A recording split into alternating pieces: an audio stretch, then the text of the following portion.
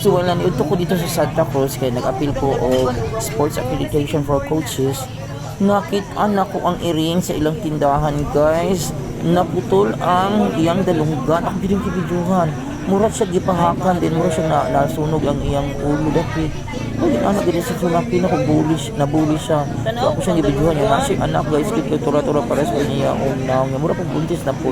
So nangunta na din ko sa tag-iya sa tindahan te. Nganong nainani man ni na unsa yung dalunggan. So pag abot niya sa ila, guys, naabot daw na din na mura giputol na iyang dalunggan.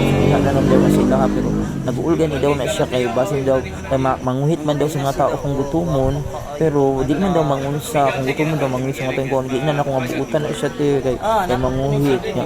Salamat yung kay kay mong gipalangga gipakaon sa mga yung anak akong tanong pangayoon ng anak gyud ang gihatag pero duol sa kuha niya pag anday na mong lakaw nawala man tulod ako yung anak nawala man wag nagtago so wala na ako gidala gainan ako ngati ko balik ko puhon dirite kay magdiri man ihag ang kuan ang athletic meet so akong pangayoon na insanong puto siya sa so kinaluoy bugo pero nagladuhan na lang po ko kay nimo pero ako mga kauban nga ibili na lang daw kay kuan kay balalayo siyang inahan niya nahuna-unahan po na ko mas lami iyang kaon dito kay tindahan man maligya ang mga chicken mga so tulo daw na sila kabuk man nagsuon kana liwat siyang inahan ang isa daw black and white ang isa na kuan daw kanang gray so na daw to nagtago daw ang duha niya akong ina niya te ako ana na te iyon siya nga mangawon na daw siya mingawon so dili yun na iyang iring pero naabot ra yun na sa iya din na yung pukuti palanggaan yun na tiha niya nisugot na tato siya nga iyang akong ihatag na sa kuha kay liwat kay sa iyang inahan usa kana pero